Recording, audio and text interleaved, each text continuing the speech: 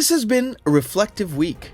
A week of reading, a week of thinking, a week of working on music projects. Hey everyone, I'm Nikhil with Shelf-Esteem, and this is the weekly reading roundup for the week ending September 8th, 2025.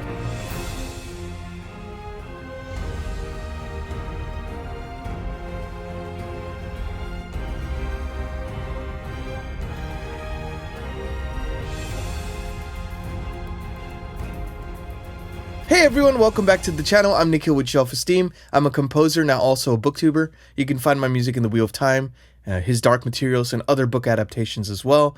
I'm also a booktuber because I love reading, and I want to share that with the community that we've been growing here over the last year and a bit. I always want to keep this kind of a positive reading community where we can talk about the books that we like and also the books that we feel other people should read that may be not on the radar. So if you like this kind of video, please like and subscribe. And now on to what I read this week. So, as I mentioned a little earlier, it was a bit of a self-reflective week every once in a while. The career grind gets to be a bit more of a grind than a joy, and taking a step back for a moment and, taking time for oneself is important, I think. So, got a chance to read some good books as a result. So, let's talk about those. The first one I want to talk about is a book that I've been very excited to get to because, as I've mentioned on this channel quite a bit, I love Memory, Sorrow, and Thorn by Tad Williams. I think this is a very special 4-book series. Really, it's supposed to be a trilogy, but the last book was split in 2. So I'm calling it a 4-book series now. I don't know. 3-book, 4-book, tomato, tomato. But anyways, it is great. And this one is To Green Angel Tower, Book 2. This is pretty big. So you can imagine how the combination of Book 1 and Book 2 would have been together. But I'm only about 35 pages in so far. So a bit of a ways to go. But I'm really enjoying it so far. It has all the things that I'm very much enjoying about this series, which is great characters. You're really invested in the characters because Tad Williams is just a great writer and he's a great character writer. Where they are headed right now, I just could feel this tension brewing and brewing. But I still feel the same thing that I felt at the very beginning when I was reading part 1, which was, I really want to see that big bad that we keep getting promised. And I know the journey is more important than the destination, but I kind of want to get to this destination I've been hearing so much about for now 3 books, right? So let's see how this all fares. But, he has about 535 more pages to wrap this whole thing up. So I don't know how he's going to do it, but I have faith.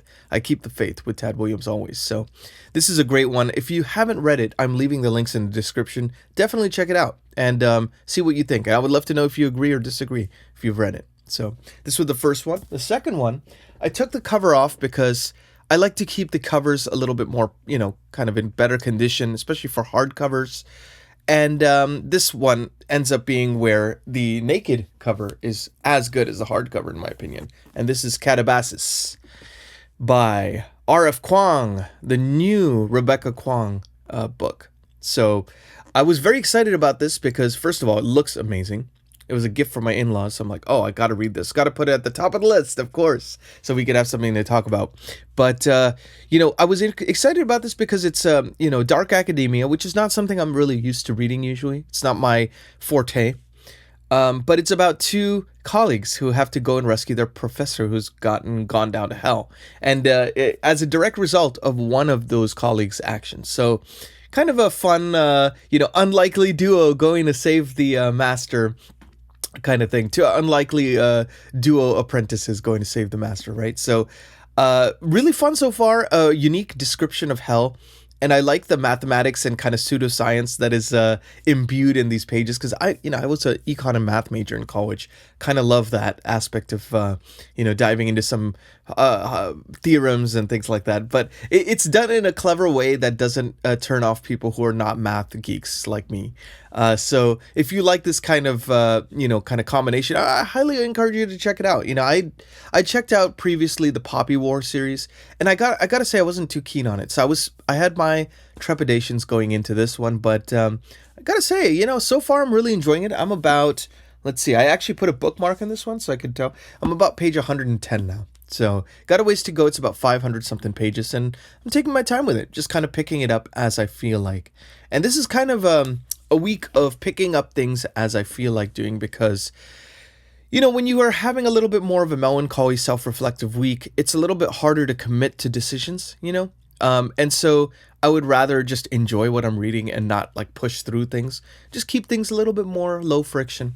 And so I picked up a third book, and this one has been going gangbusters.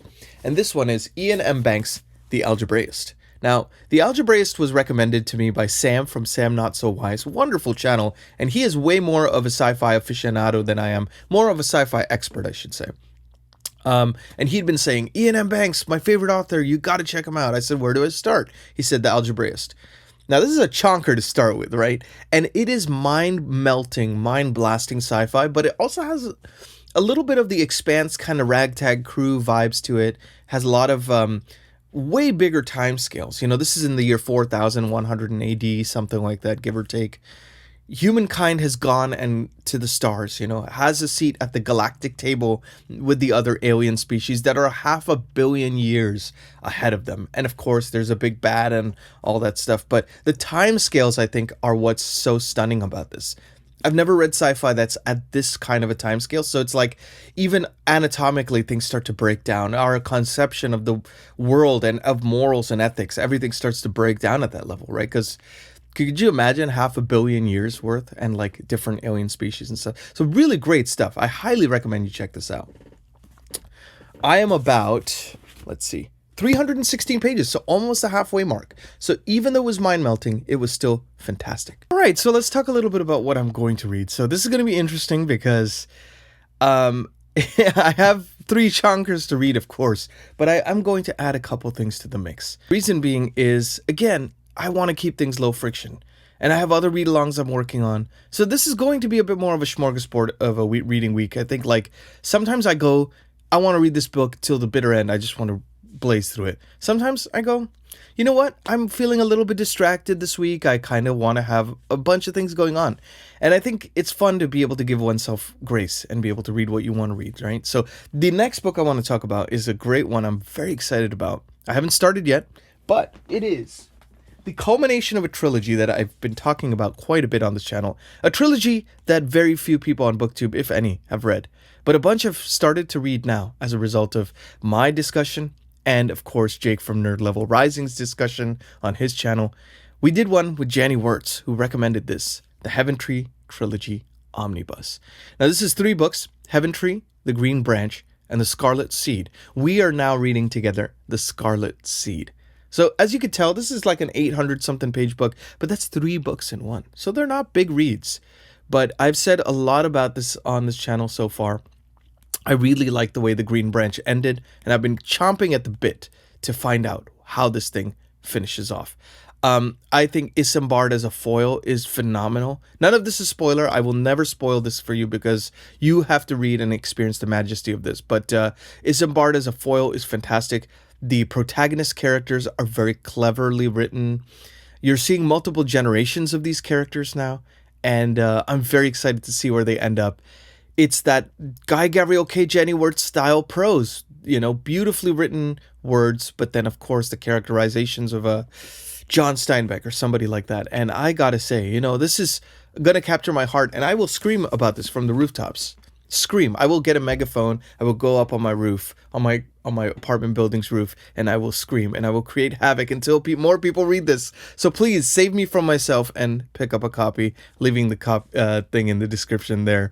And then I want to talk a little bit about another read along I'm doing with some wonderful booktubers who you probably all know, but in case you don't, I'm leaving them in the comments, and that is Jake from Nerd Level Rising, Samwise. We have Shay from Zachary Shay. We have Philip from Philip Chase, Dr. Fantasy himself. We have David from Four Corners of the Page. And now we have a new person in the mix, and that is Preacher Reads. So a really fantastic group of people. We are reading P.L. Stewart's Drowned Kingdom Saga. So I'm leaving the thumbnail here because I have it on Kindle, but we are on a drowned kingdom. I think I read the first prologue. Very interesting premise. It's kind of almost got like an Atlantis underwater thing going on with fantasy. I don't know. I don't know more than that. It's very early for me, but I plan on diving more into that so that we can have a great discussion all together with my fine Booktube brethren there. So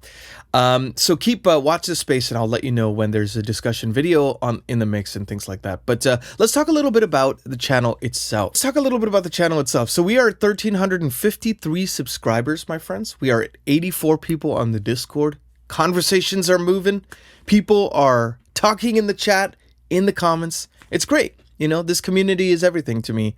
I think, like, we all love books, but in our immediate circles, we don't always find people who love books as much as we do. And so it can be very exciting and alienating at the same time, right? To dive into our hobbies. So we try to find other people who are into it as much as we are. And so this is a great community to be a part of. If you want to join us, please subscribe, please like, and all that stuff. Always helps the algorithm also push this out to people who would be interested.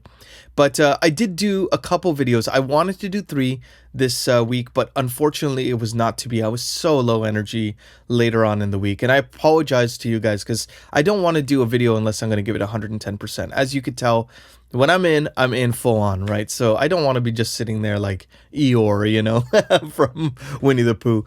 So I figured I would just leave it at 2 and I would just really over deliver for you this coming week. But the first video I did was the Reading Roundup, which is every Tuesday.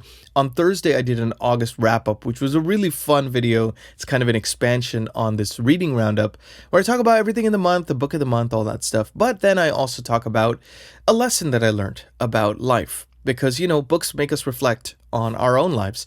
Sometimes the characters point a mirror at ourselves, force us to kind of look at our own selves, right? So I always like to kind of put that. What did I learn this month from reading, from reflecting, and things like that? I'm a reflective guy. As happy as I am, as joyful as I am, I'm also have that other side to me. So I always like to talk about that kind of stuff too. So check that video out if you haven't already. So let's talk a little bit about this week, what is going to be on the channel. So Reading Roundup, of course. I am going to do a fun video to kind of start to ease us into spooky season. Because I don't want to just do all spooky season only in October. This is kind of spooky season light, right? Wind is starting to change. In LA, it is now 90 degrees instead of 100.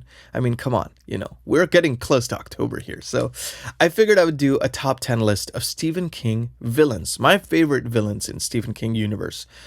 Stephen King, I think, you know, is one of the greatest horror authors and, of course, just authors, in my opinion, of our time. I have that whole shelf dedicated solely to his works. And, you know, he is cross-genre, but he got his name in horror. And I think, you know, one of the things that makes him stand out from other horror authors is so many of his villains have entered pop culture lexicon, right? You think about Jack Torrance from The Shining, like here's Johnny, right? You think about Annie Wilkes from Misery.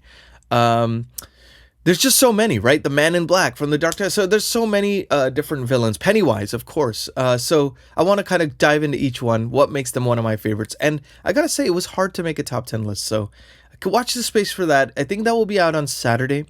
But what is going to come out on Thursday? So Thursday, I want to do a deep dive. I've been trying to introduce video essays on the channel. Those seem to be doing pretty well. So I'm going to keep that train going. And this one is about why adaptations succeed and fail.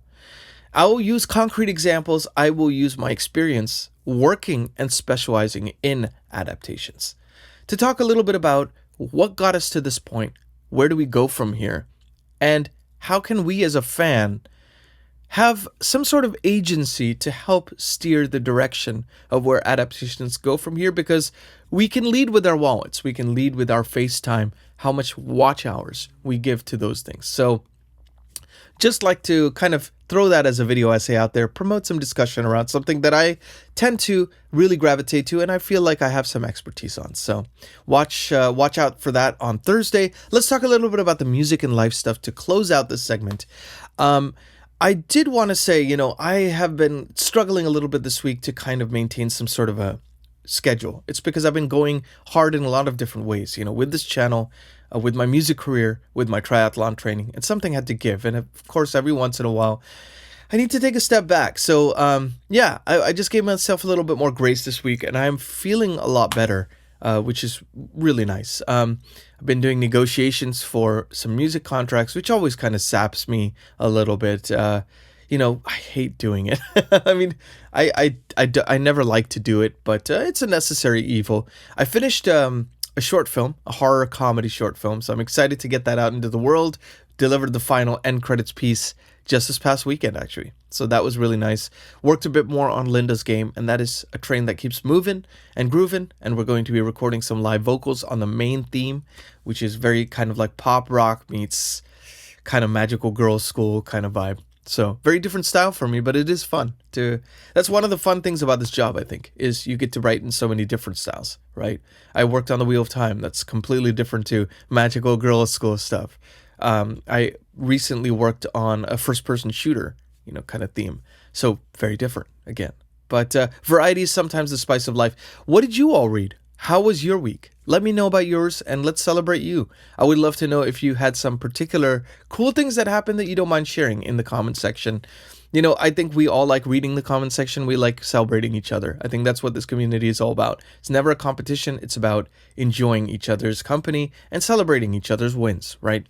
So please let me know about that. And also, if you liked video essays on this channel, because I think a bunch of you had mentioned how much you enjoyed those, I'm leaving a link to a playlist actually here of video essays in case you want to check some of those out. I think there's some really interesting topics that are covered there. So we're just getting started, but the train keeps moving.